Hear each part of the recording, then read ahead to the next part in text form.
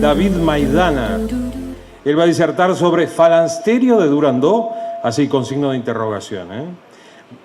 Walter es graduado como profesor de historia.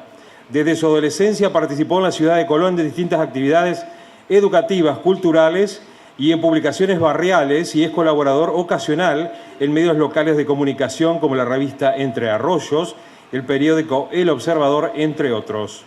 En coautoría con el profesor Ariel Besón, publica en 1999 la primera obra, Durandó, Historia de una comunidad, reeditado en los años 2006 y 2015, y declarada de interés legislativo, educativo y cultural por la Honorable Cámara de Diputados de la provincia de Entre Ríos. Tiene recientemente publicado el libro que cuenta la historia del molino Forclas, denominado El sueño de Juan, que, dado las repercusiones y divulgación, fue agotada la primera edición y se va a reeditar una nueva. Presentamos, y con ustedes, Walter Maidana. Bueno, gracias, querido Orcelé. ¿Cómo salir después de semejante, ya no sé cómo llamarla, exposición, muestra, emociones que el querido amigo Roberto Romani nos dejó? La verdad que, como decían por ahí, se merece nuestro más sincero reconocimiento a toda la provincia de Entre Ríos, porque de alguna manera es un exponente, no solamente local, sino a través de su participación siempre en la cultura y en los medios nacionales. ¿Cómo salir un poco? A mí me toca hablar justamente de una historia de Durandó que tiene mucho misterio, que tiene que ver con lo nuestro. Y yo decía, me toca hablar entre dos colosos. Una, Roberto Romani, ustedes bien lo han apreciado, sus cualidades, y quien me continúa fue profesor mío, el señor Carlos Contegrán, también muy admirado por mucha gente, los que estudiamos historias en distintos ámbitos, sabemos la capacidad que tiene, la manera que nos ha hecho gustar la historia a lo largo del tiempo, también van a poder apreciar seguidamente. Bueno, como bien decía, yo soy profesor de historia y el libro, el Juan José Durandó, lo muestro por si alguno, esta es la última edición, la tercera y última edición.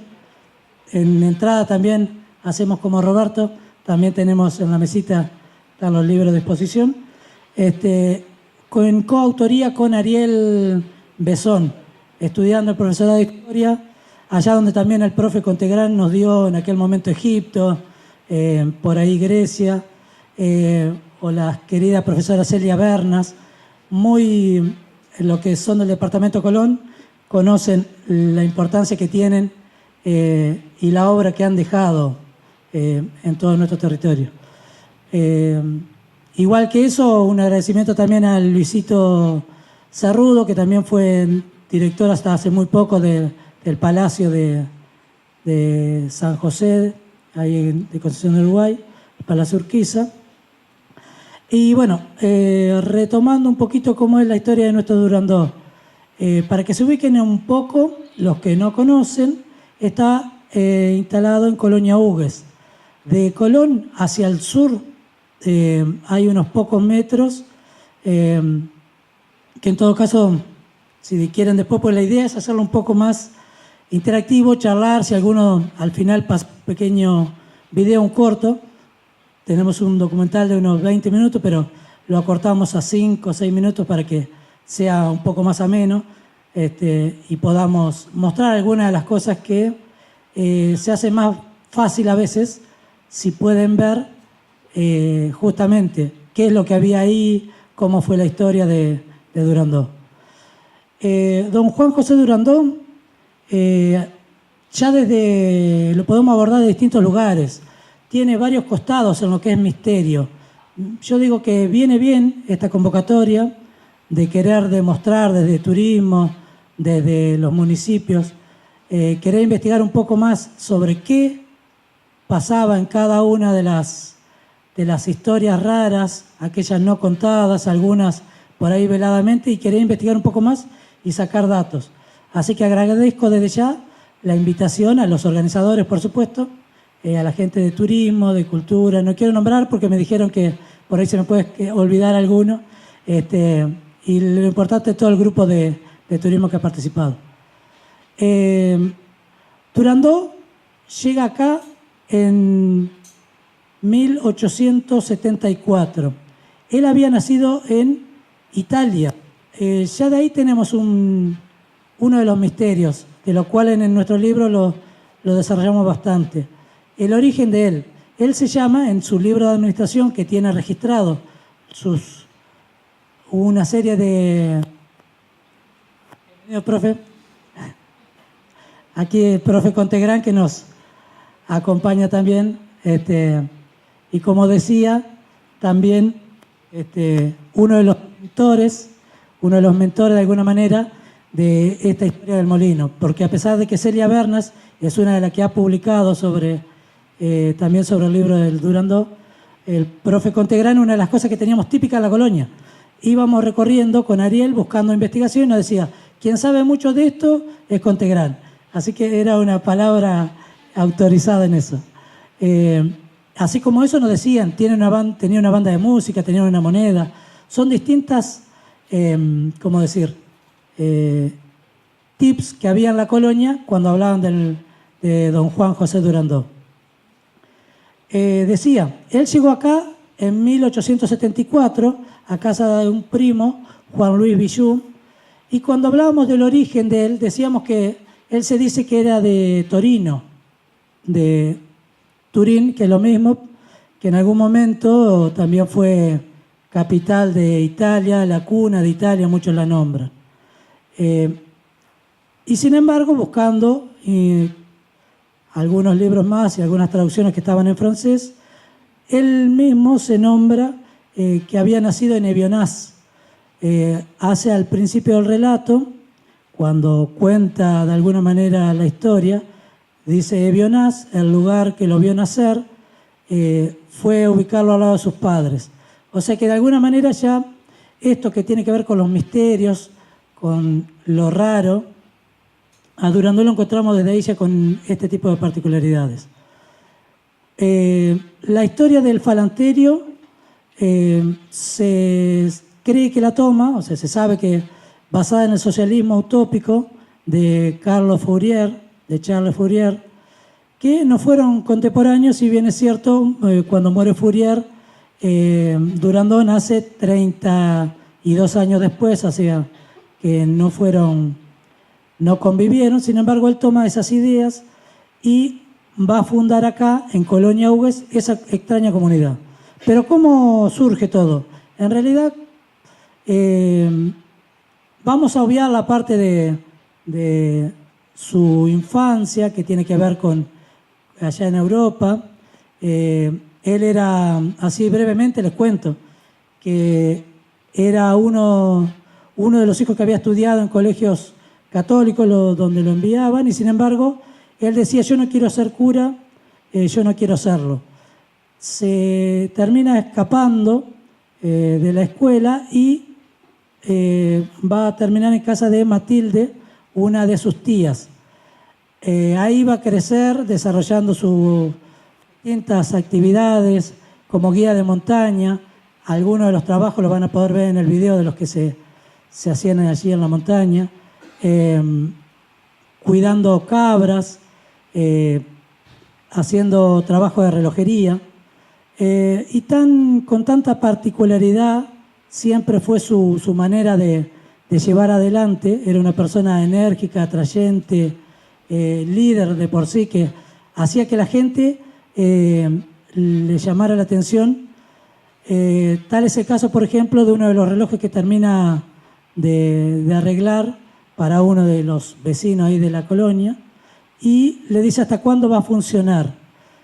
Y él ya tenía organizado la avenida hacia América, y dice, va a funcionar hasta que yo vuelva de América.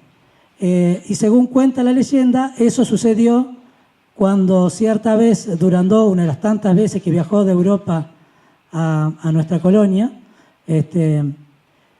una de esas veces volvió, y cuando se había detenido el reloj, aquel vecino que tenía por cliente, dijo, ahí está volviendo Durandó.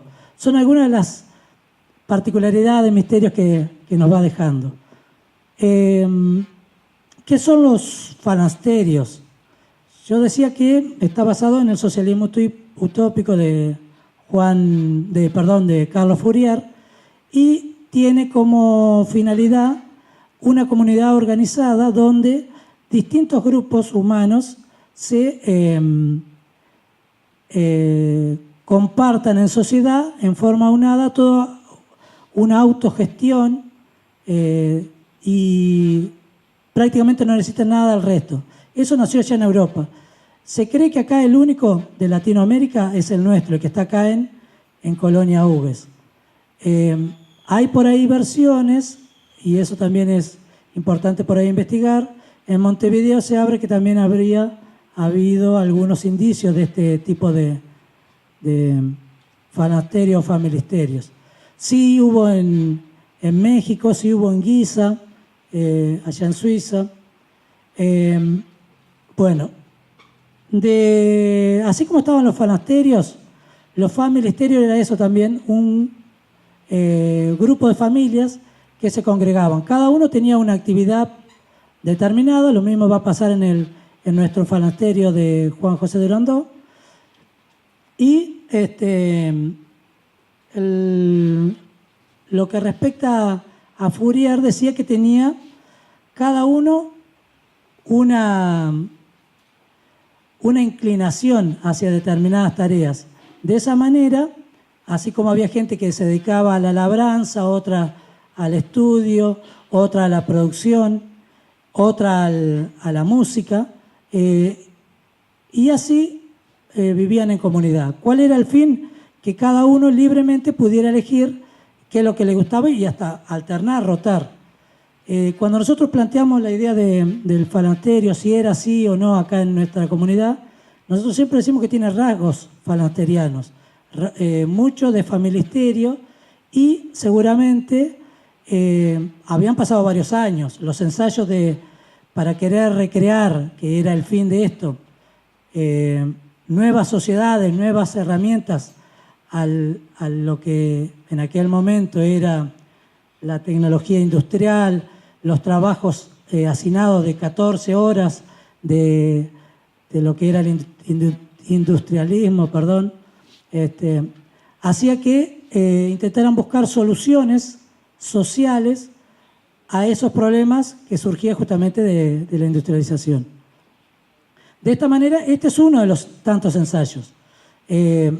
¿Cuál es la diferencia? Hay varias. Durandó, por un lado, tenía un fuerte liderazgo totalmente marcado, distinto a lo que se piensa en los fanasterios, en el cual no había, sino que la comunidad se autogestionaba, era en forma más colectiva.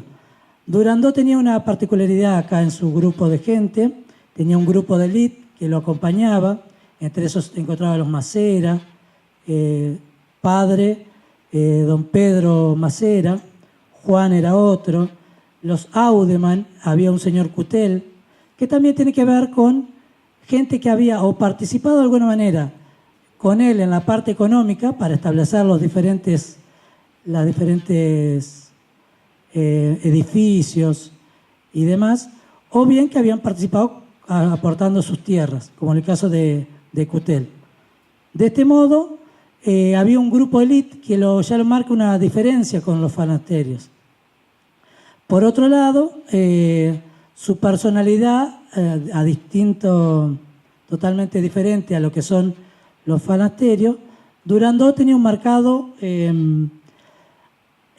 poder sobre la gente. Una de las cuestiones era el espiritismo, la manera en que se comunicaba. Eso también vamos a desarrollar.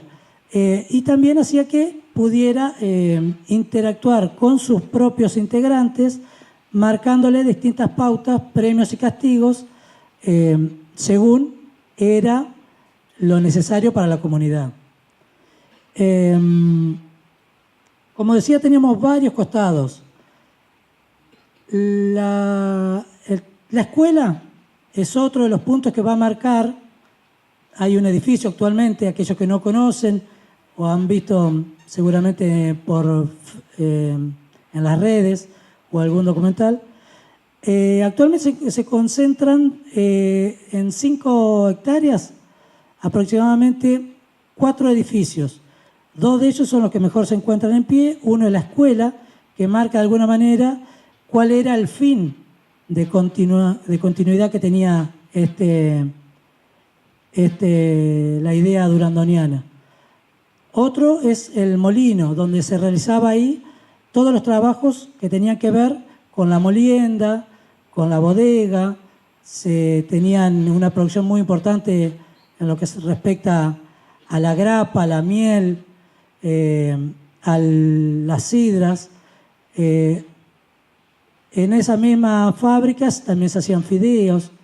La bodega estaba, obviamente, como todo sótano, al fondo de ese edificio.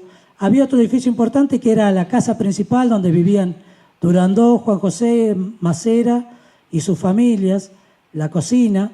Más alejado, una herrería y los baños, que llama la atención, aún hoy se conservan y quedan a la vista, el sistema de cañería que tenía con caños galvanizados que llevaban agua corriente hasta los mismos baños. Había algunos baños totalmente cerrados, que también servían para ducha, y otros baños al estilo de los baños turcos, con vacinilla, digamos, y que muchos se pueden ver en el video. Creo que hay una parte donde mostramos eso también.